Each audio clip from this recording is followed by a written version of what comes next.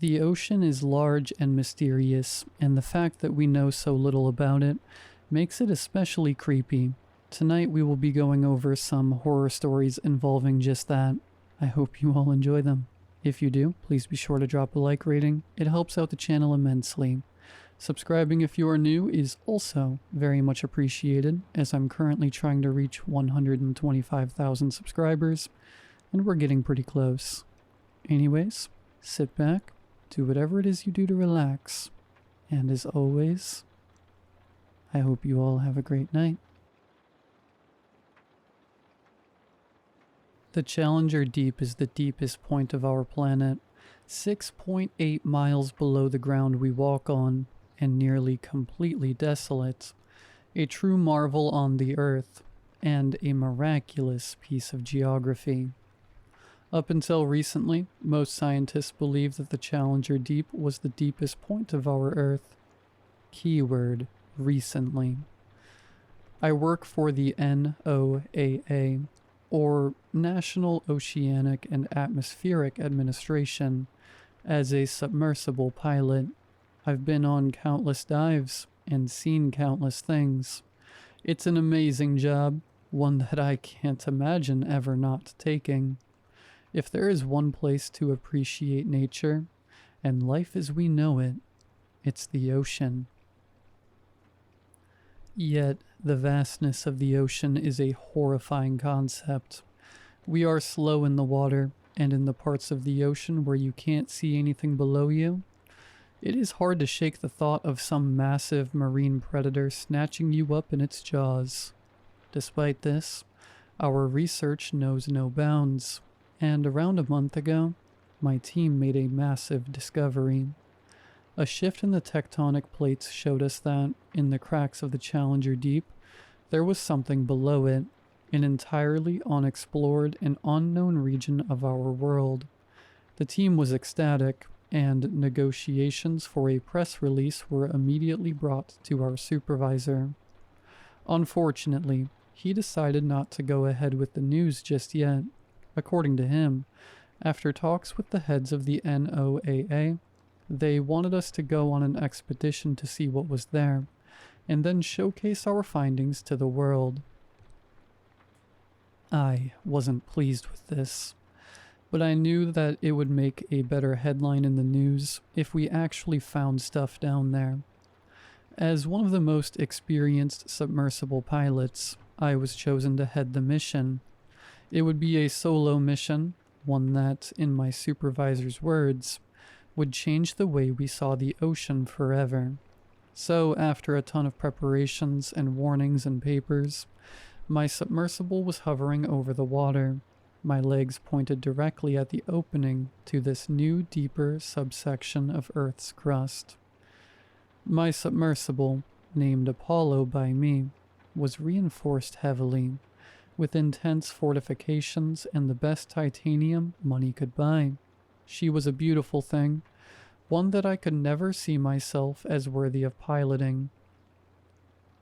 Yet, with one swift motion, I was dropped into sea. I won't bore you with the details of the descent, as nothing out of the ordinary occurred. I saw numerous creatures, critters, and otherwise, but nothing there was something I hadn't seen before. Aside from a sperm whale swimming above me that made me nearly crap myself. After roughly 3 hours, I had finally hit the Challenger Deep. Admittedly, I was a little scared. Despite my numerous adventures into the bowels of deep blue, I had never actually been here at the bottom. It was empty. Not a speck of life besides maybe some bacteria.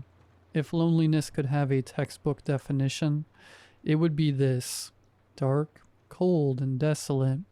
The fact anything could live down here whatsoever was unbelievable. Move forward. My intercom sprung to life, jolting me out of my complete awe.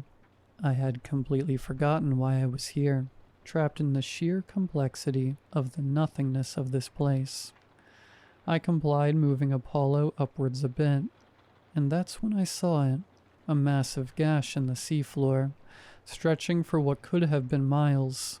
It was wide, too, almost the entire width of a school bus. This wasn't what was shown in our scannings, with the gap being smaller and less wide.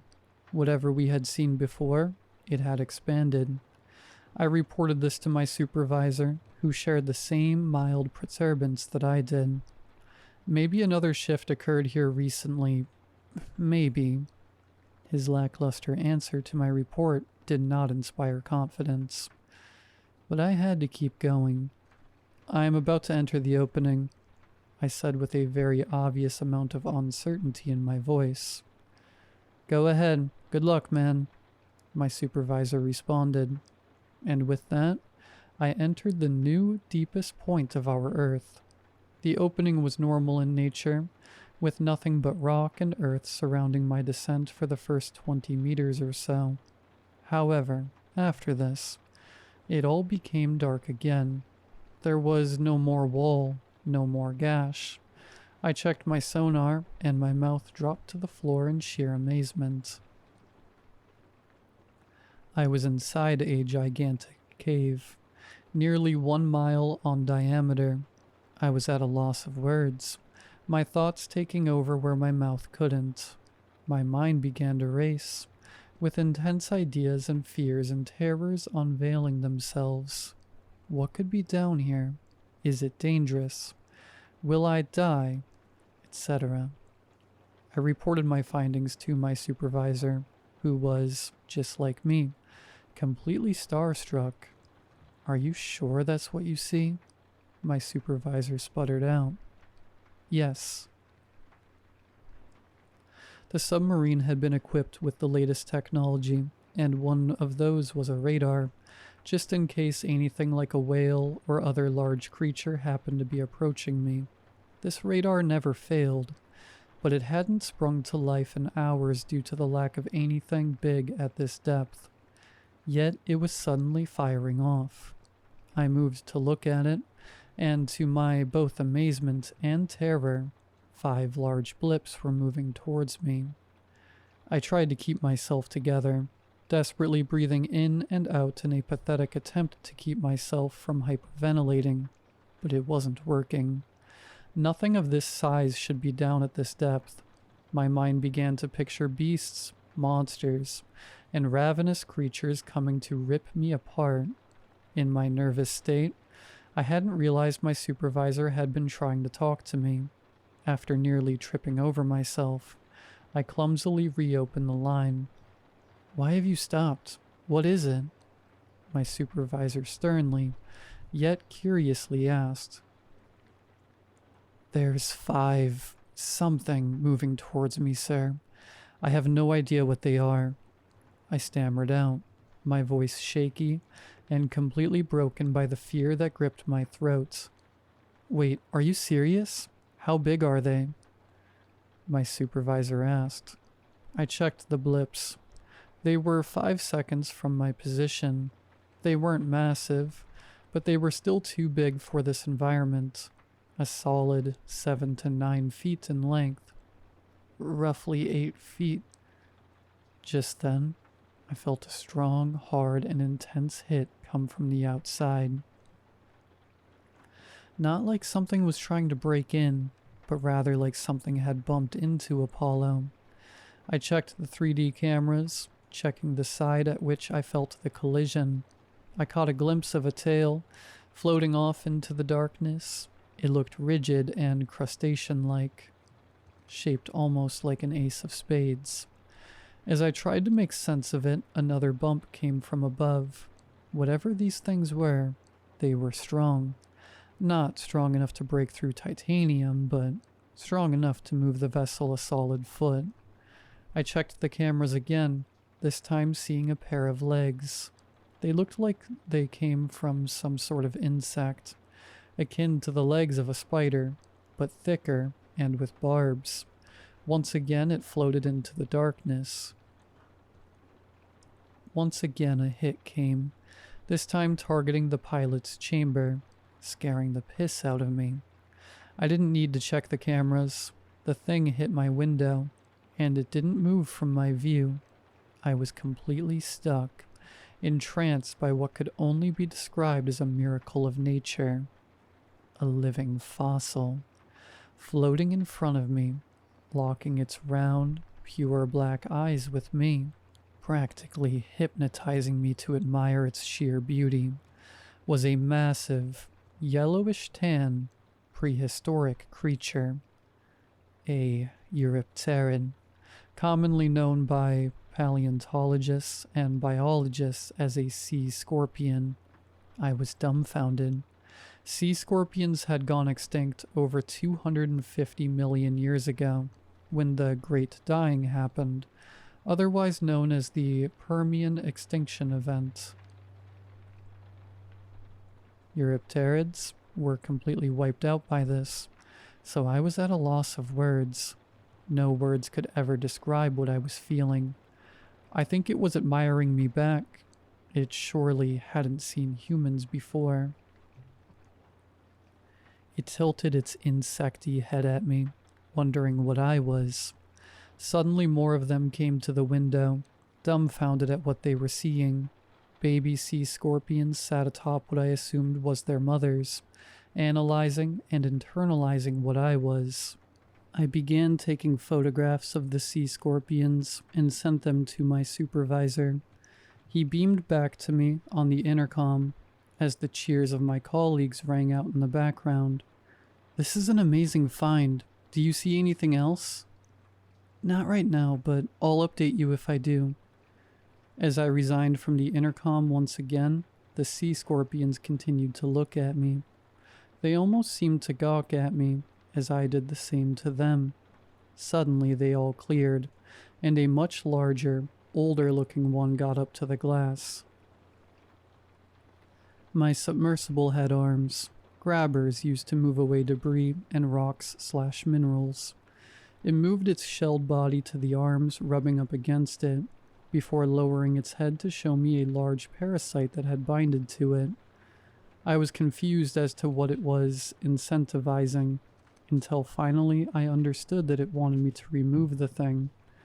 The arms were not surgical, but fortunately, the parasite was big, meaning the arms could hopefully remove it. I knew it was risky, and if I accidentally killed it, I could be in massive trouble. However, somewhere deep within me, I knew it was desperate. So, as carefully as I could, I maneuvered the arms to reach the critter.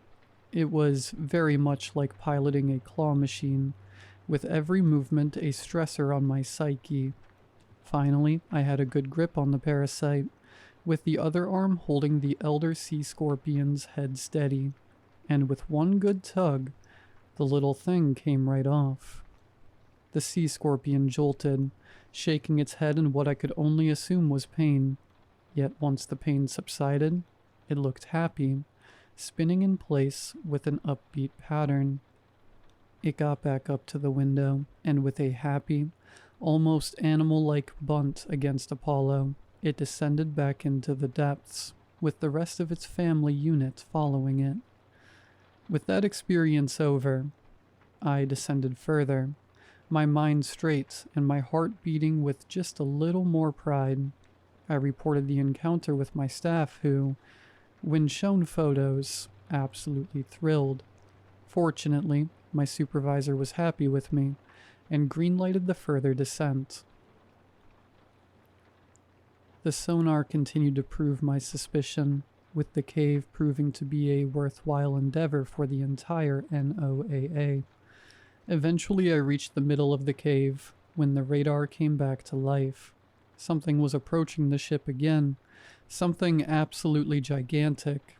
It must have been at least 60 feet in length. Now, I was someone who generally despised people who promoted the idea of Megalodon living in the trench. However, seeing the radar blip with a massive white dot, you can't blame me for being scared of whatever was approaching. I had already seen a literal living fossil, and I wasn't against the idea of a massive monster being down here anymore. However, my fears were calmed as I realized how slow it was moving. Hell, it might as well have been sitting still. I entered the intercom again to my supervisor, who told me to move towards it. Despite my fears, curiosity got the best of me, and I moved towards the blip. In the darkness, I couldn't see a damn thing, so I began to brace myself for a collision just in case. But I never reached it. Not before it let out a deep, loud, and inundating shockwave of noise. It sounded like a whale's call, but significantly louder and with more bass. My head rung from the sound, my heart nearly exploding out of sheer terror and anxiety. Suddenly the lights came face to face with the source of the noise. Thinking back on it now, humans really are tiny in comparison to some things. We are the apex predator, but we definitely aren't the top dogs in some areas. Size is definitely one of them. In front of Apollo was a gigantic fish, bony and large. Its head looked like it was made exclusively from bone, armored and rigid. The rest of its figure slowly came into view, its large body unveiling itself to the light. Another living fossil, a large, healthy, and majestic fish. The behemoth paid me no mind, its gargantuan body regarding me with no more than what felt like a simple look. Of course, I began taking photos, and sent them to my supervisor. The intercom shot to life again, and the ovation of my peers could be heard once more. Eventually its large, scaly torso moved into the darkness, never to be seen again. I was given the green light to go further down, but I realized after 3 seconds of descent that I finally reached the bottom. It was different than the Challenger Deep. It was gray in color, with little to no sand on its surface. Jagged scars permeated from its surface, scattered across a variety of areas. What was interesting was that the bottom felt soft, almost like it was a cushion rather than rock. I began talking to my supervisor, discussing what the next move was. He wanted to explore the place further, to see if any other living fossils existed down here. I couldn't blame him. Everything we knew about the ocean and its inhabitants had been flipped on its head. It was amazing. As I began to move forward, something odd happened. The ground beneath me began to vibrate a bit. At first I attributed it to shifting plates, but then out of nowhere, the ground moved completely, nearly knocking over Apollo. Suddenly the radar blipped a dot out, but it wasn't a dot at all. The white blip I would have usually seen encompassed almost the entire radar circle, as if the entire area around me was a living organism. I then did a sonar scan, and saw what my mind had been trying to suppress ever since the radar did what it did. What could only be described as a leviathan was moving, and this movement was occurring right beneath me. What I had landed on wasn't ground. It was a living thing, and I had just woke it up. In my panic, I tried to turn on the intercom, but it wouldn't even go. The station I had been using to communicate with my team had been taken completely off the system, so I did the only thing left: get the hell out. I began piloting the submersible out of Dodge, moving it as fast as it could go. Suddenly Apollo stopped completely. Her engine was on, but she wouldn't budge. I checked the sonar, and I wasn't stuck on anything. It simply wouldn't budge. The intercom then came on, and my supervisor's voice was replaced by a loud, yellowing and deep voice. "No, stay." I was completely frozen, my mind a jumble of fear, shock, and confusion. Was it talking to me? I slowly shot the intercom back on. "Who are you?" I stammered out, my voice a complete mess of sounds and obvious nervousness. The creature bellowed back, its voice calm yet commanding. "I am not a who. Even if I were, it does not matter." My mind began jumbling thoughts, many associated with how on earth this thing was speaking English. Or, for that matter, speaking at all. Why are you here? How did you find this place? I responded truthfully. I am a marine explorer. A shift in Earth's sea crust opened up a hole beyond what we thought was the deepest point of Earth. I was tasked with going in. I couldn't see it, and thank God I couldn't. It probably would have given me a heart attack, but I could tell it was thinking of what to say. Are you here to harm or to heal? I was scared to answer, but I had helped that sea scorpion earlier. I thought that, if what I believed was my life being on the line, telling this deep sea monster I had helped it would be useful. Earlier, I encountered some Eurypterids. I helped this elder one with a parasite. It intook my words and responded back. Thank you. In the calming nature of its voice, I eased slightly, my mind gaining some clarity to ask it further questions. What is this place? I asked. The creature didn't respond for a while, but after what felt like eons, it finally spoke up. Many, many years ago, long before your species ever walked this planet, species of different eras managed to survive their respective calamities.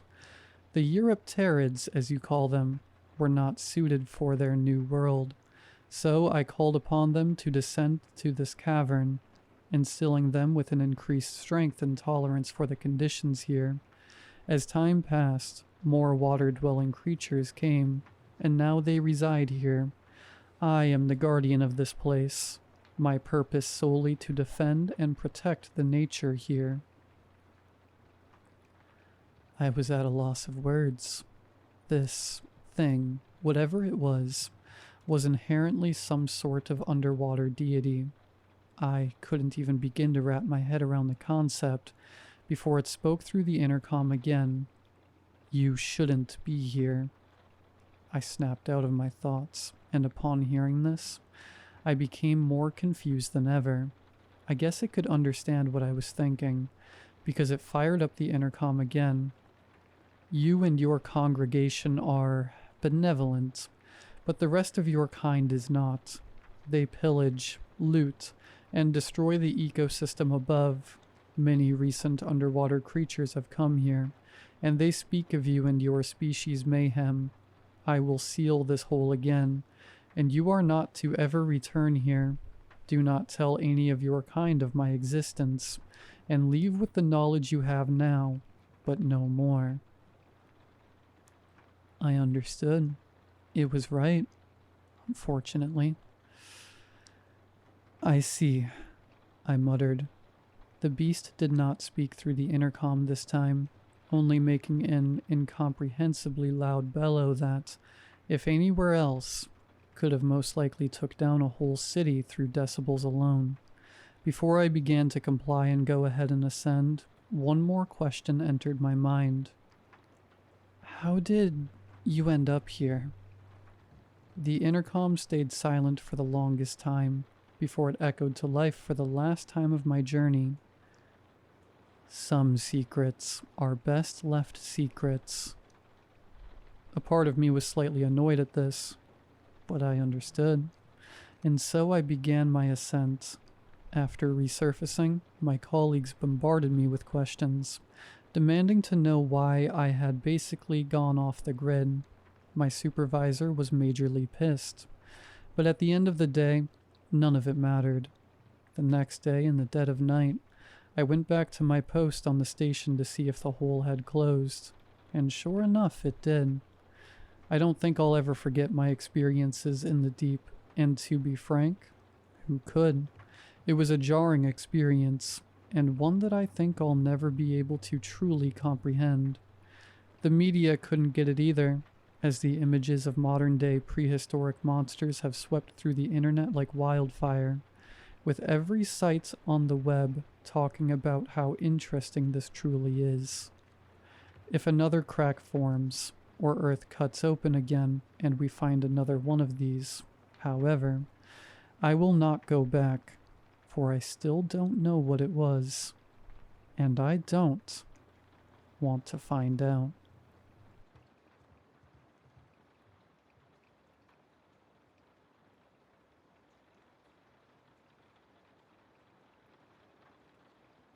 My wife Anna passed close to my son's 7th birthday.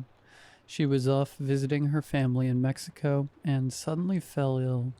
About 72 hours from her showing the initial symptoms, we were told she'd passed away. I can't properly describe how devastating it was. I'm not going to go into that. Not here. I've lived in Guatemala my whole life. Well, I've been both north and south of the border a couple of times. There had always been something pulling me back to my home country. Anna and I had lived in Antigua ever since Gaspar was born, but we'd always talked about moving to the East Coast. She was born there, and it always seemed like a nice place to raise kids. Now, we only had time to have one child, but I was going to give him the best life I could afford. I mean, it's not like we didn't try to have more. Things just didn't work out that way. I could still see her whenever I saw my boy.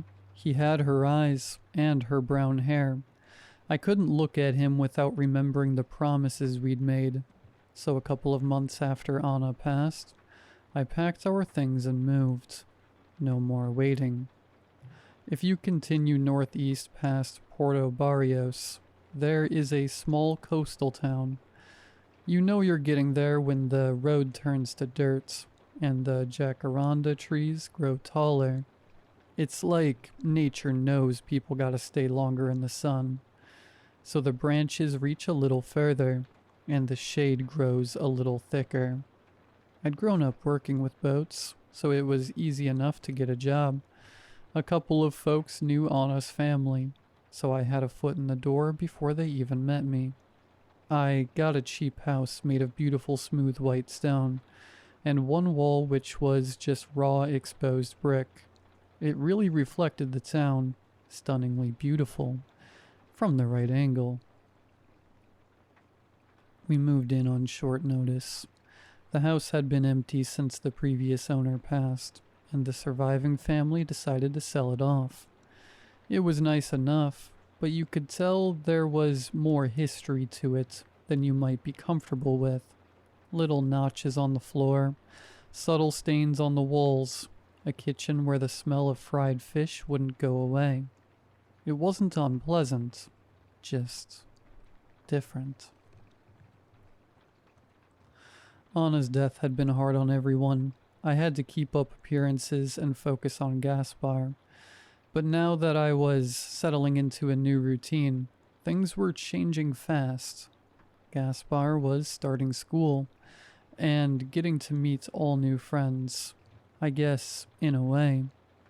I was supposed to do that too.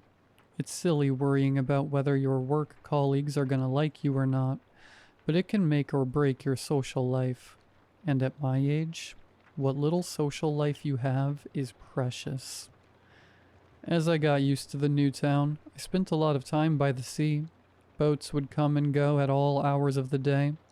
There was this one station by the pier open 24 hours a day where everyone was registered, meaning there was always some disinterested teenager sitting in the booth, waiting to sign a sheet of paper. I think the smell was the hardest to get used to. Salt and fish and foam. Sick, sweet, and salt, all hitting you at different angles like the southpaw of a skillful boxer.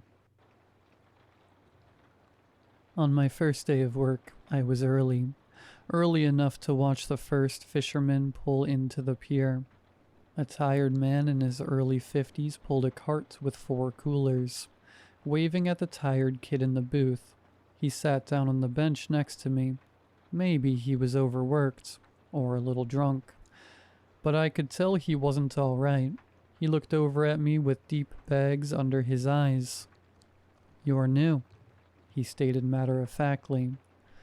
"I am," I said. "I fix boats." "Good," he nodded.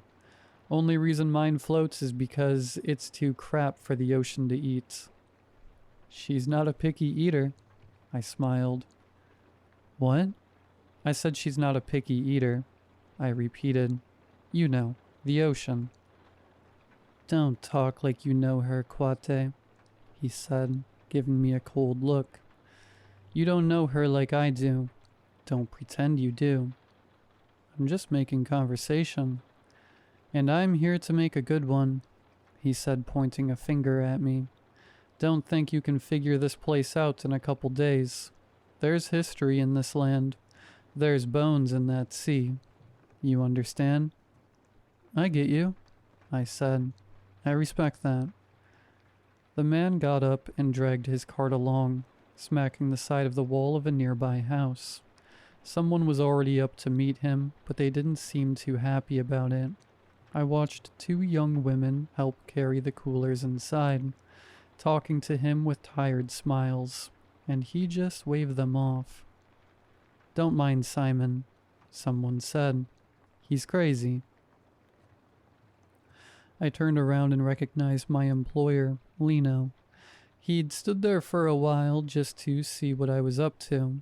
I got up in a flash, reaching out to shake his hand. He accepted it with a smile. He's 30 years older than he looks, Lino continued. Been a grumpy old man since he was a kid, they say. I don't mind grumpy, I smiled. That's what towns are made of, right?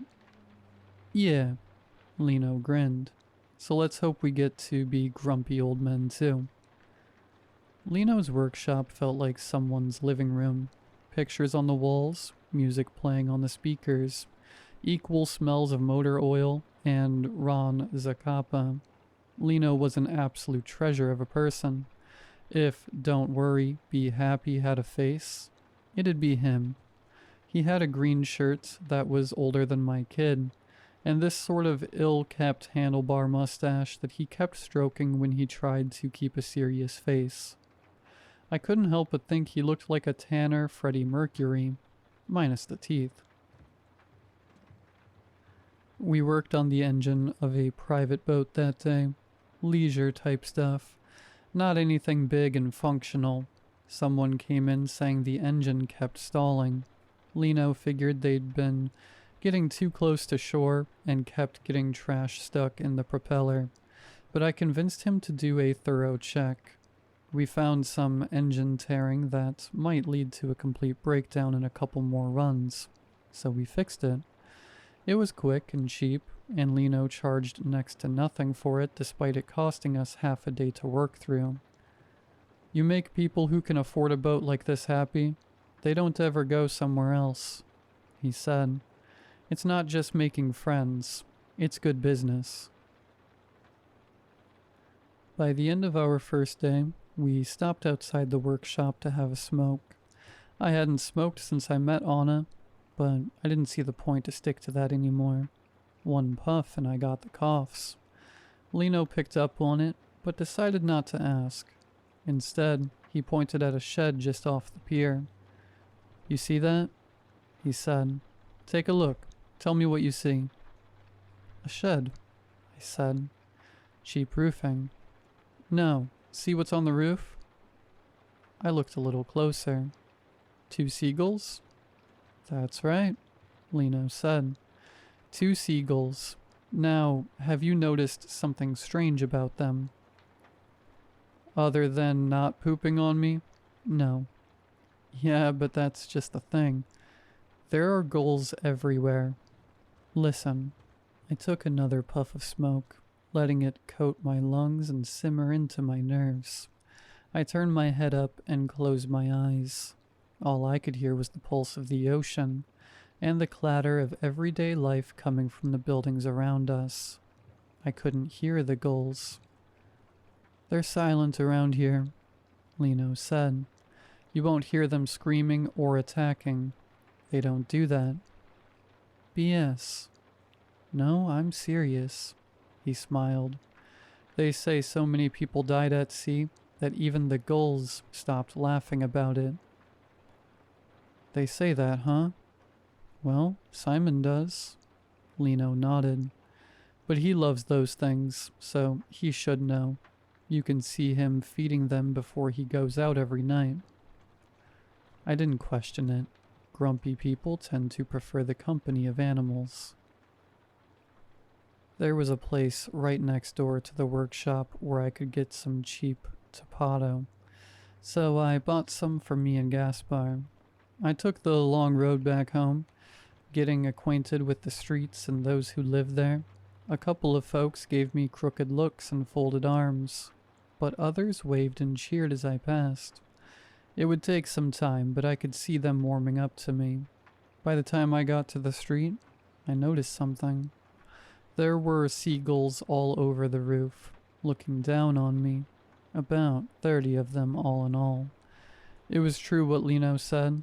They'd been unusually quiet. I'd never seen a seagull that hadn't screeched and whooped. But these were different somehow. As I approached, I could see them gathering at the edge of the roof, looking down on me. Gaspar was already home, waiting by the door. Before I got a chance to greet him, one of the gulls opened its mouth and screamed. One by one they joined in. It wasn't the usual cackling of seagulls. It was more of a laugh, a stunted, stuttered laugh. Gaspar and I had dinner in the living room, watching cartoons on the TV. I asked him about school, but he was too shy to talk about it. He wasn't really a fan of the soup I'd bought, but I promised he'd get used to it. There were so many other things to try too. If we ask nicely, I bet we can go out on a boat, I said. I think you'd like it. It's nice out there. I don't like the ocean, he said. It's too big, scary. That's what makes it great. You can swim for hours and there's always something new to see. I prefer you two. He finished up and hunkered down in his room. I sat down in the kitchen, popped open a gallo, and took the load off my feet. But even then, I noticed a gull on the fence outside, staring right into my kitchen window, and the moment our eyes met, it laughed, and not in the way that gulls usually do. The following morning, after I sent Gaspar to school, I met Simon by the pier again. He had 5 coolers that morning, a successful trip, it seemed. He sat down on the same bench, sighed, and gave me a tired side-eye. He didn't have much to say, so I decided to take the lead on this one. They say you know the gulls, I said. Is that true? You better believe it, he nodded. They're my children. So what does it mean when they laugh at you? He turned to me, his expression growing concerned. They laugh at you? Yeah, a bunch of them did yesterday. Means you got misery coming, Quate. They got you with the Rises del Mar. They sensed something. The laugh of the sea. Simon even had a name for it. They sense that darkness in you, Quate. You can hide it from the rest, but you're not fooling my gulls. They're gonna laugh at you. Why'd they do that? Maybe they want you to chin up. Maybe you're bringing my gulls down. Maybe they don't think you belong. Could be a lot of things. He got up with a grunt and grabbed his cart. Without looking back, he ended the conversation. You think you belong here? He chuckled. You think this is meant for you? I had no answer, and in the distance, a gull laughed. I spent a couple of days working with Lino to get into the rhythm of things. Just like he'd said, the rich client came back with another boat. This one was more of a touch-up job rather than a pure fix. We just looked it over, cleaned it a bit, and called it a day. Took us just a couple of hours, and paid more than the last job 2 times over. We took some time working with the local fishermen. Quick fixes, mostly. Lino introduced me to half the town. I got told more names than I could count. One guy, son of another guy, cousin to a third guy. There was the dumb guy with the hot sister, the even dumber guy who married her. This was a town of stories and lives, and I was jumping straight into it with both feet at once. I stepped out of that workshop feeling lighter than I'd been in weeks. There was that glimpse of something new, that maybe, if I worked hard, I could make a life for myself. Then I peered up at the rooftops, and there the gulls sat, laughing. I felt my smile fade. They could see past it all. They could see and laugh at my pain. It was there, hidden under a vain attempt at fitting in. "Don't let them get to you, compa," Lino said. "It's just birds." But it wasn't that easy. I'd hear them every morning as I went to work. I'd see them on the rooftops, looking down on me. They never laughed at anyone else. Not Simon, not Lino, not the dumb guy with the hot sister. No one, just me. The risa del mar, the laugh of the sea. Maybe Misery didn't love company. Maybe she just lives by the coast. Sometimes the gulls would get louder. Sometimes the gulls would get louder. Whenever I stubbed a toe or stalled an engine, they'd laugh even harder. I would be so prepared to hear them that I'd get distracted, which would just cause more misfortune. I once tried bribing them, putting out a bowl of cooked, unsalted rice. They wouldn't touch it. They just circled it, picked at it, and laughed. I'd never seen a bird reject a free meal. One night as I went to bed, I thought about the people that used to live in that house. They'd slept in that room too, coloring it with their little dreams and hopes.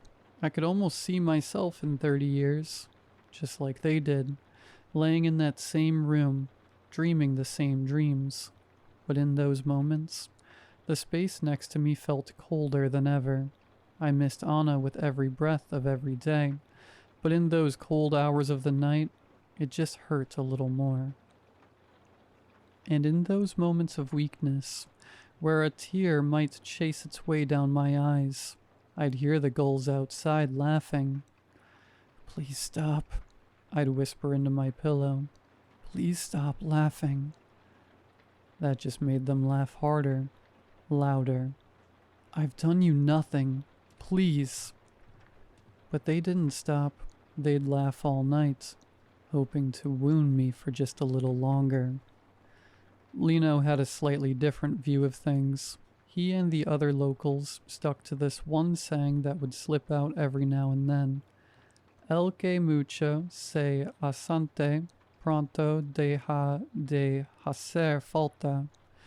Or, "He who is often absent stops being missed."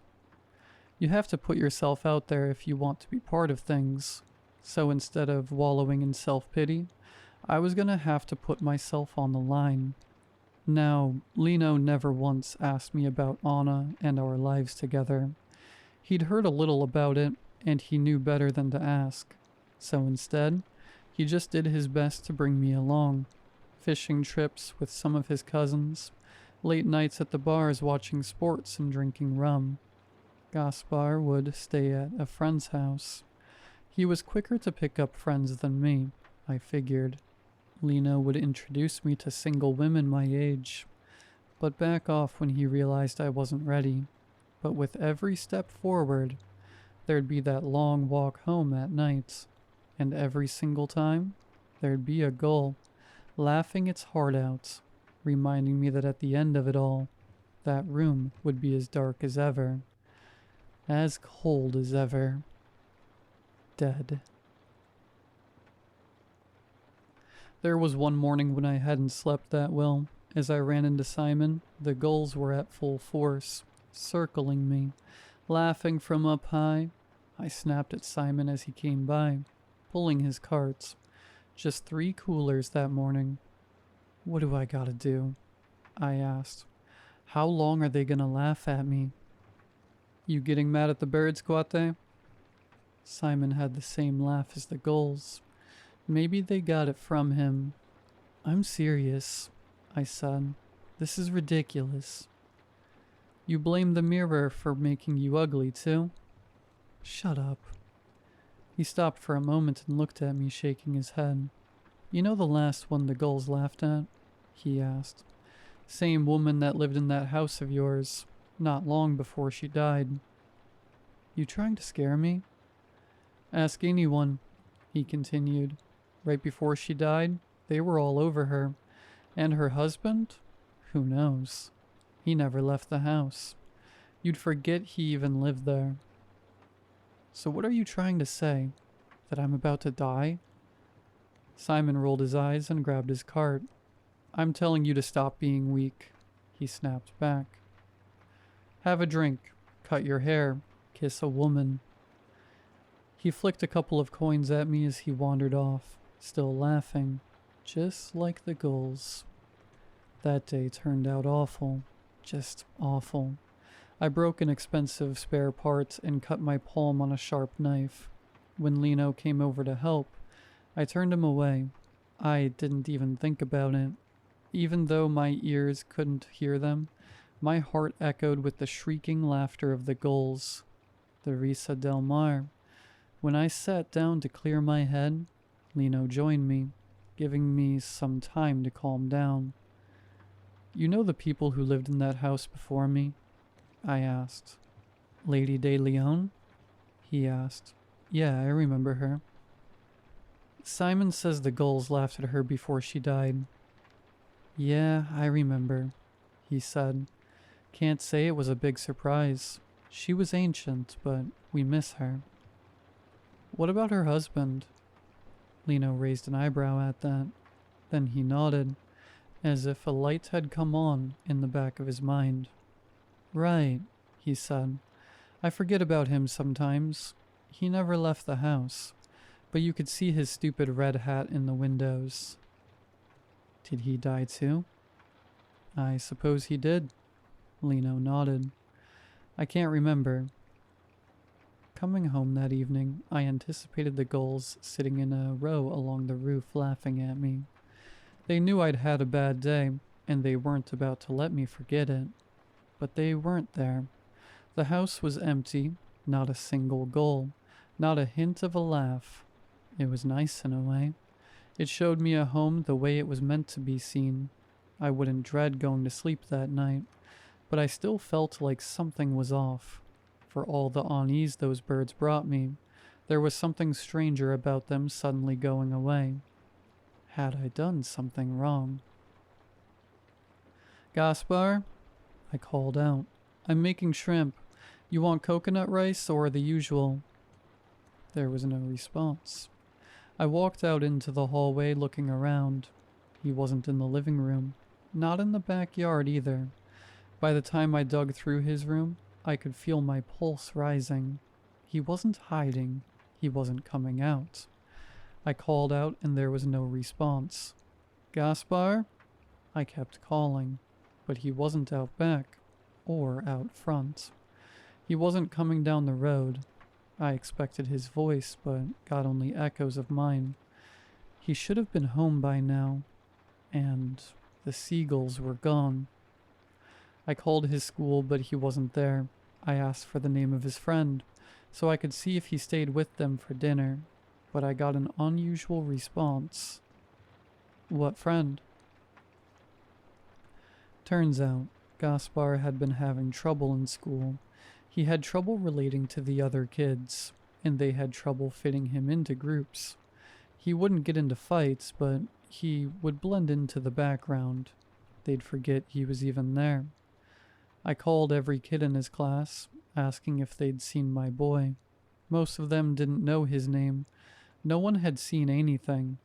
He just put on his backpack and wandered off, like every other day. Or so they thought. They couldn't remember for sure. Finally, I turned to Lino. I asked him to reach out to everyone he knew. My boy is missing, I stuttered. You must help me. I must find him. You have a kid? He asked. Of course, he's Gaspar, my boy. You never talk about him, Lino said. I'm sorry, I didn't realize. I have a son, I emphasized. I'll make some calls. What does he look like? I looked at one of the pictures on the wall. Gaspar, Anna, and me. It was blurry, sun-bleached. Brown hair, I said. He has brown hair. What else? I didn't have an answer. For some reason, I couldn't think of anything. Not his eyes, not his smile. I could barely even imagine his voice. I hung up on Lino and looked out the window. A single gull sat on the fence outside, its head cocked to the side. They weren't laughing anymore. If anything, it seemed concerned. I drove around town asking anyone and everyone if they'd seen him. A boy walking around with a backpack, looking lost or scared. No one had seen him, heard him, nothing. Finally, I drove by this run-down little one-story house, its walls patched with driftwood planks and sheet metal. It was impossible not to recognize the man swaying back and forth in a hammock on the porch. Simon, listening to his radio. I stopped. I wanted to ask him if he'd seen my boy, but I knew the answer already. Instead, I got out of my car and called out to him. "Did you ask them to do this?" I yelled. "Is this you?" "Is this what?" He yelled back. "What do you want?" "You don't like me, so now the gulls don't like me, and now my boy is gone." Simon rolled out of his hammock and turned off the radio. He gave me a curious look, not angry, concerned, like the gulls. "He didn't come home. I can't find him," I continued. "I don't know what to do. I don't know what to do, Simon." "They laugh at pain, Kwate," he said. "Pain is for those who are still there. Those who are gone don't suffer anymore." "Stop it with the riddles," I snapped. "I'll make you swallow your teeth. Just tell me what they did to my boy." Simone picked something up from the side of his hammock and walked over to me. Still not angry, he looked up at the sky.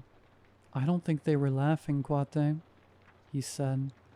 "I think they were trying to warn you." "That's not what you said. You said they laugh at my pain." "Two things can be true, you know. They're birds. They're not complicated. But you know what I think?" He took a swig from a bottle and pointed eastward. A long line of gulls could be seen in the distance, circling something. "Maybe they're waiting for you," he said. "Pay attention. Listen." I got back in my car, trying to see the gulls. It was a weird angle, but I could hang my head out the window if necessary. Simone knocked on my window. "No," he said. "They're going out to sea." He opened the car door and held out a hand. "We'll take my boat." Simone's boat was in desperate need of a touch-up. He'd been stubborn about getting it fixed, but I could hear the engine struggling the moment it puttered away from the pier. We were heading east, where the gulls still circled. I had a moment of doubt. I'd been projecting my insecurities on these birds for weeks at this point. What if I was still doing it? But no, that wasn't it. Despite it all, I could tell Simone had his heart in the right place. When it hits the fan, you don't want the person who tells you everything is gonna be okay. You want the one who spits on the problem and says, "Let's get this done." The sun was setting, slowly but surely. A stiff breeze rattled the buttons on my pale orange shirt. I couldn't smell the ocean anymore. I'd gotten used to it. Something hit the boat. Maybe a rock, or a sudden push from a wave. Simone tried to keep us straight, but it was too late. I fell overboard, plunging into the dark. For those who haven't swum in the open sea, there's nothing quite like it. An eternal mix of emerald blue in every direction, turning into a shimmering orange as the sun sets. In the distance, you might see a few spots swimming about, only to realize they're fish the size of your hand. But down there, it all looks small, even you. And don't look down. At the best of times, you see the immense darkness sucking you down, and in the worst of cases, you see something coming up. I forced my head above the surface. The sun had already set. A mild fog was settling over the ocean surface. I couldn't see anything. Left, right, it was all just water. Waves pushing me in every direction, grabbing a hold of me. I could feel a chill reaching up to spill the warmth in my chest. My toes were already tingling. As I kicked, one of my shoes came off, tumbling downward like a slow leaf in the wind, rocked by invisible currents. I called out to Simone, but I could barely hear my voice over the waves. There was no way he'd hear me over the engine. Then again, I couldn't even hear him anymore. He must have kept going, or sunk. But I could hear something else. Seagulls. I listened and swam until my arms ached. My eyes burned from the salt. I could feel my legs taking longer and longer to kick as my head dipped further under the surface. I had trouble getting my mouth up. I swallowed a mouthful of salt water as my rhythm broke, and in another 2 kicks, I was submerged. I counted to 30, kicking as hard as I could. Then, out of nowhere, my toes touched sand. I pulled my way onto a long deserted beach. Not a bird among the trees, no insects in the bushes. A steady wind pulled on the leaves of the blue sunflowers resting under the sweet gum trees, making them rattle like a dry applause. Then I saw people, just a couple of them standing further in by the tree line.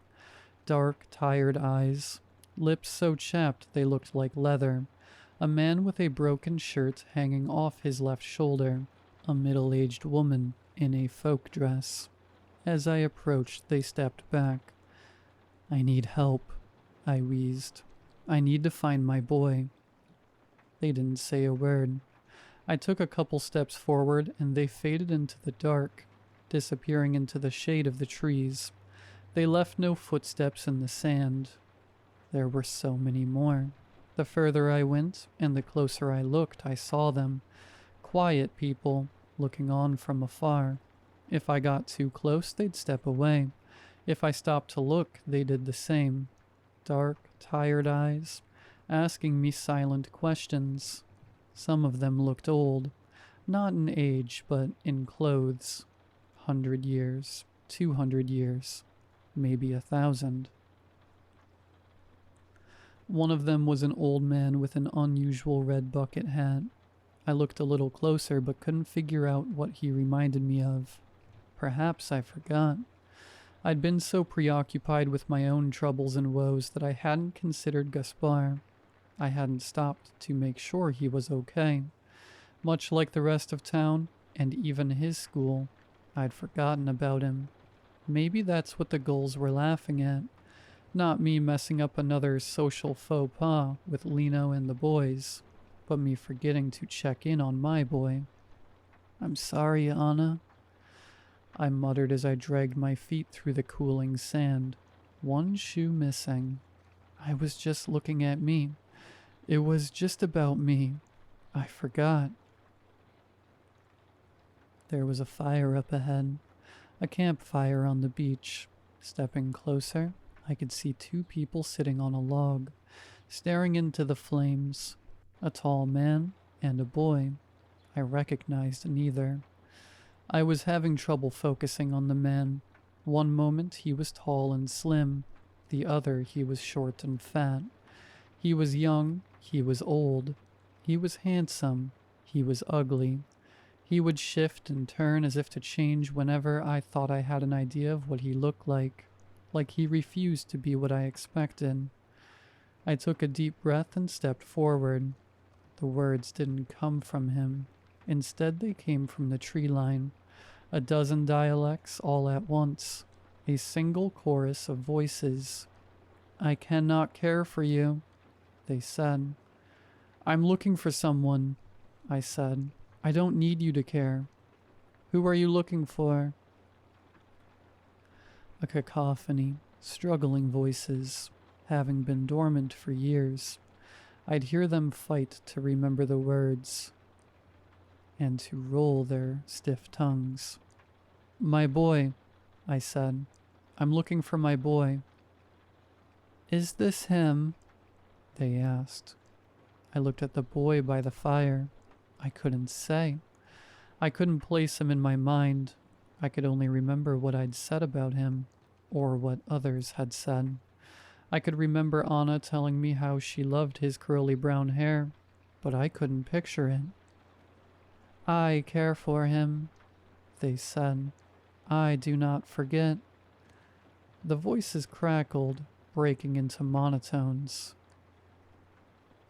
They left me in the woods, a man said. I slept in the mountains. No one came to find me, said another. I fell over. They kept going. There were hammerheads in the water.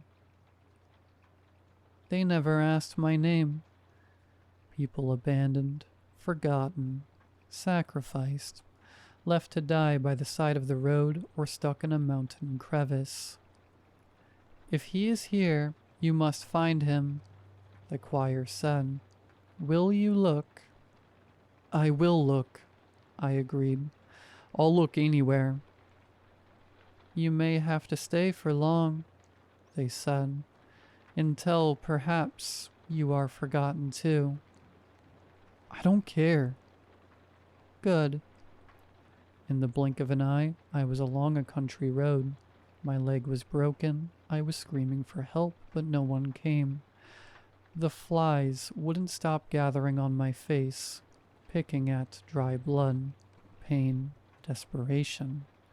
They should have been there hours ago, but they forgot. Bleeding through the night, passing from warmth to cold to warmth again, serenaded to the other side by whispering insects. Then, watching a boat disappear on the horizon, my legs growing weak, the waves growing higher. They must have noticed I was gone.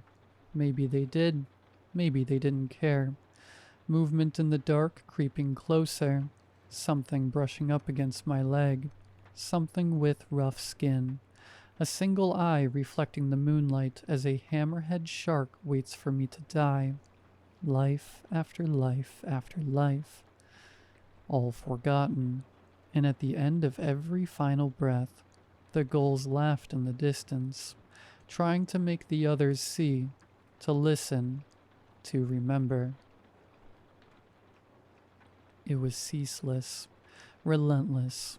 In one moment I'm drinking myself to death, hoping someone would find me in a bathtub. In the next I'm outside a bar with a knife in my gut. I'm in the corner of a burning building, but the fireman forgot to look for me. Death after death after death. But I have to keep going. Then, a boy. He didn't want his dad to worry, so he said he would stay with a friend. Instead, he hid in his room, looking at pictures of his mother. He made his own bed, cooked his own dinner. It would be okay. He rarely left the house. He skipped school most days. But there was no point for him to learn, since he couldn't picture a future anyway. He'd get by somehow, or maybe he wouldn't. Maybe it didn't matter. Another voice joining the choir of things that didn't need to be. It was a cruel twist of fate. I couldn't remember him no matter how hard I tried, and even if I knew in my heart of hearts he was among them, I couldn't picture him. But I could remember Anna, and thinking of her eyes and her hair, I could remember him too. I remembered her words, whispering his name as she cradled him, and with those sprinkles of thought, a picture started to form, a name, a shape, a voice. He's afraid of the sea, I said. He'd Rather watch YouTube. Is that okay? Asked the boy by the fire. Yeah, I sobbed. That's okay. We can watch together. I took him by the hand. The people in the dark stepped aside. The man by the fire remained silent, watching as we went. And in the distance the gulls laughed, not out of menace or spite, but out of relief. It hasn't been an easy life since then. Both Gaspar and I had healing to do. We had to start talking openly about Anna and the life we would expect without her. It was painful, but necessary. We talked about where we'd celebrate the holidays, where we'd go on holiday, and instead of presuming or hoping, we talked about it, and we made plans. Maybe he'd have a new mother someday. Maybe he'd even have a little brother or sister to play with. He said he'd like that. Whenever I was ready to try, I would have his blessing. I took him out with Simone's boat once. I helped fix it up a bit first. The man is saltier than the sea, but he's honest. I'm surprised how much Gaspar likes him. I think Simone had a soft spot for Gaspar, too. Maybe kids are like gulls in a way. Simple. The gulls don't laugh no more. Not for me. Not for anyone. Now when Simone goes to feed them, I sit next to him. Gaspar does too. And they humbly accept whatever we offer.